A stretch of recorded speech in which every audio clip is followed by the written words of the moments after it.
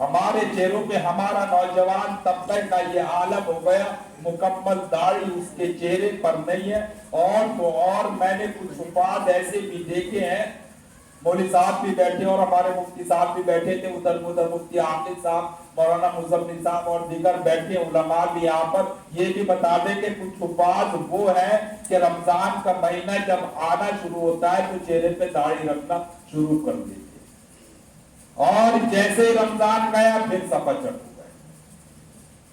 کیا رمضان کا قرآن سے بس اتنا ہی تعلق ہے؟ کیا یہ تمہارا شعار، تمہاری علامتیں، جو اصل تمہاری علامت ہے وہ تمہاری علامتیں اتنی سی ہیں کہ تم ان علامتوں کو اپنانے کو تیار نہیں؟ تم اپنے کلچر کو کھو بیٹھے۔ جب تم اپنے کلچر کو کھو بیٹھے تو تمہیں مسلمان کہے گا کون؟ تم مسلمان کس کام کے ہو؟ مفتی مظفر حسین کاندھلوی کے دور میں ایک واقعہ پیش آیا، وہ چھوٹا سا واقعہ میں بتا دوں، وقت بھی ہو رہا ہے، کہ مفتی مظفر حسین کاندھلوی رحمت اللہ علیہ کے دور میں ایک زمین کے اوپر مسلم اور غیر مسلموں نے زمین کے اوپر انگریز کی عدالت میں مقدمہ دائر کر دیا کہ صاحب یہ زمین ہماری ہے، یہ زمین ہماری ہے، اور اس پر آپس میں کافی لمبی چوڑی وکیلوں کی تاریخیں چلی، بحث و مباحثہ چلا۔ جج انگریز جج تھا، بہت جب چلتا رہا دونوں طرف سے ہوتا رہا تو جج نے کہا کہ بھائی کوئی ایک ایسا راستہ اپنائے کہ جو دونوں فریق جو ہے کسی ایک فیصلے پر مان جائے، کسی ایک فیصلے کو قبول کر لے۔ تو ہندوؤں نے بھی کہا کہ یہ مسجد کے جو امام صاحب ہے مفتی مظفر صاحب، ہم ان کو قبول کر لیں گے، ان کو لے آئیے گا۔ مسلمانوں نے یہ سوچا کہ مولانا صاحب ہمارے ہیں لہذا ہمارے اپنے فیصلہ دیں گے، راضی ہو گئے۔ حضرت کے پاس پہنچا کہ فلاں تاریخ کو جج کی اس میں آنا ہے اور آپ نے آ کر کے اپنا بیان مسجد کے متعلق اپنا بیان درج کرانا ہے۔ پہلے تو حضرت کا جرأت دیکھیے، حضرت کا استقلال و ہمت دیکھیے۔ حضرت نے فرمایا کہ میں اپنے اکابرین کے نقش قدم پر ہوں، میں انگریز کی اتباع نہیں کر سکتا، میں نے قسم کھا رکھی کہ میں انگریز کا منہ نہیں دیکھوں گا، تو میں تیری عدالت میں نہیں آنے والا۔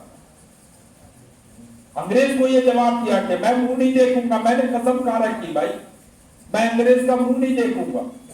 جب یہ بات ہوئی تو انگریز نے جج نے کہا کہ ٹھیک ہے آپ کورٹ میں آ جائیے گا، میری طرف کو پیٹ کر کے کھڑے ہو جائیے گا، رخ اپنا کہیں اور کو کر دیجیے گا، میرا چہرہ نہ دیکھے لیکن اپنا کم سے کم بیان درج کرا۔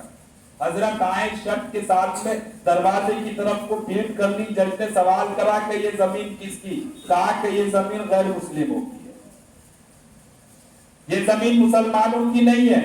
بس اتنا سا فرق ہے کہ مسلمانوں کے پاس اس کے کاغذ نہیں ہے لیکن حقیقت مسلمانوں کے پاس اس کے کاغذ ہے، غیر مسلموں کے پاس کاغذ نہیں ہے لیکن حقیقت یہ ہے کہ مسلمان اس زمین کو بیچ چکا، یہ زمین ان کی ہے۔ جج نے پھر کہا کہ اگر ان پر یہ اپنے دھارمک چیز بنا لے کہ ان کی زمینیں چاہے جو بھی کریں۔ اس وقت جج نے فیصلہ سنایا کہ آج مسلمان ہار گیا، اسلام جیت گیا، آج اسلام جیت گیا، مسلمان ہار گیا۔ تو میرے دوستو اسلام کی جیت، اسلام کی فتح تو ہر حال میں ہو رہی ہے۔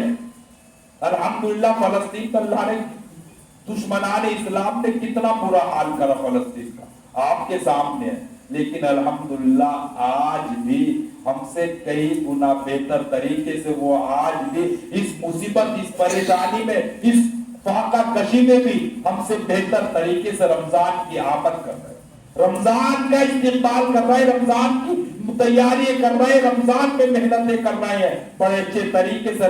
میں نے ابھی دیکھ رہا تھا میں کہ گھروں کے اندر پوری رات جاگنے والے فلسطین میں لوگ موجود ہیں اس عالم میں بھی، اور ہم لوگ کہتے ہیں کہ تراویح پوری ہو گئی، مسجد سے نکلے، امام صاحب نے جہاں ہاتھ پھیرا اور ہم اپنے چپلوں پہ نظر ڈالی، چپل پہن اور مسجد سے ایسے جاتے ہیں جیسے کہ شیطان واقعی ابھی آزاد ہوا، اور پھر تیرے منہ سے کیا نکلے گا علمان ولبی، اس کے منہ سے کیا نکلے گا، وہ کہاں جائے گا، وہ کہاں جائے گا، اس کا کوئی اندازہ نہیں۔ میرے دوستو قرآن عظیم پر عمل کرنے والے لوگ تو یہ ہے کہ ان کے اخلاق کو دیکھ کر کے، ان کے کردار کو دیکھ کر کے غیر مسلم بھی گرمیدہ ہو جایا کرتے، लंबी बात हो जाएगी, वरना अखलाक के जोर पर जाने कितने लोग आज भी मुसलमान हो रहे और जाने कितने अकाबरीन के हाथों पर मुसलमान हो गए, सिर्फ अखलाक की वजह से,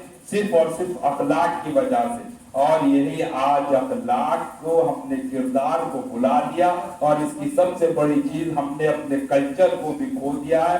इसलिए जरूरत है कि हम अपने अखलाक को संवारें, अपने किरदार को